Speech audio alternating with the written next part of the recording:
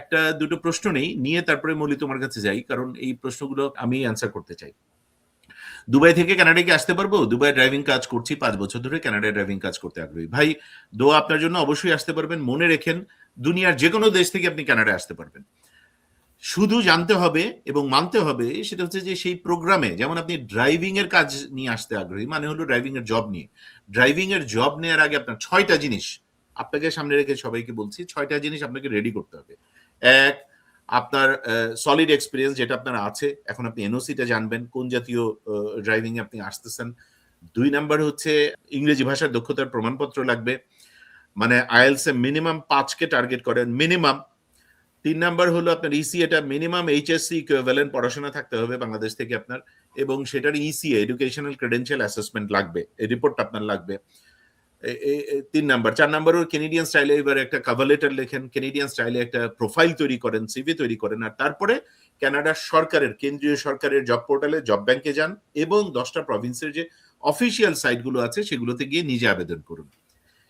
নিজে আবেদন করুন, এবং প্রয়োজনে একজন, এই যে আমাদের সাথে আছেন রেগুলেটেড ক্যানাডিয়ান ইমিগ্রেশন কনসালটেন্ট মৌলিক তাসনুভা, এরকম কোন একজন আরসিএসির সাথে বসে আপনার প্রস্তুতি, আপনি কিভাবে আগাচ্ছেন, বা আপনি একটা জেনুইন জব অফার পেয়ে গেলে এবার আপনি কি বলে ওয়ার্ক পারমিটের অ্যাপ্রুভালের আবেদন করবেন, সেই আবেদনের সহায়তা ইমিগ্রেশন আপনার হয়ে উনি আবেদন করে দিতে পারেন, অর আপনি আপনার সমস্ত ডকুমেন্ট একজন আরসিএসি কে দিয়ে রিভিউ করিয়ে নিতে পারেন।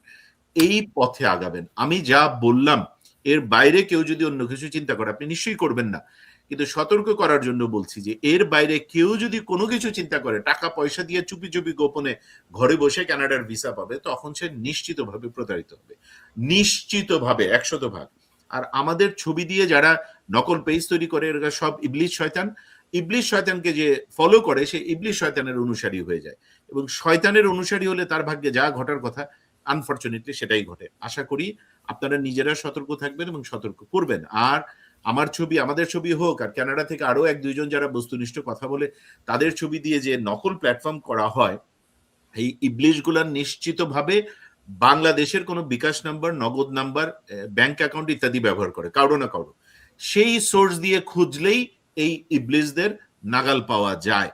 সুতরাং ঘরের মধ্যে থাকা লোভী মানুষগুলো, যোগ্যতা দক্ষতাবিহীন টার্গেটেড লোভী মানুষ, এই ইবলিশগুলা কিন্তু কোনো মানে বিবেক বুদ্ধিওয়ালা মানুষকে টার্গেট করে না, টার্গেটই করে হলো লোভী মানুষগুলারে। যোগ্যতা দক্ষতা নাই, মনের মধ্যে লোভ ঢুকাইতে হবে, লোভটা ঢুকাইলেই ওরে ফাঁদে ফেলা, ওকে প্রতারণা করাটা সহজ হয়ে যাবে।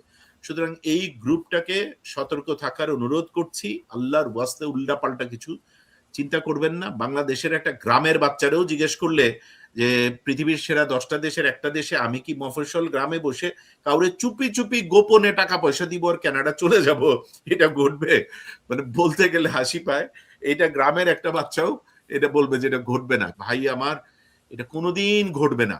কানাডার 3 দিকে মহাসমুদ্র, একদিকে আমেরিকা। আপনি কানাডায় আসার জন্য ঢাকা এয়ারপোর্টে গিয়ে আপনাকে আগে ইমিগ্রেশন পার হইতে হবে, এগুলো কিছুই তো হবে না।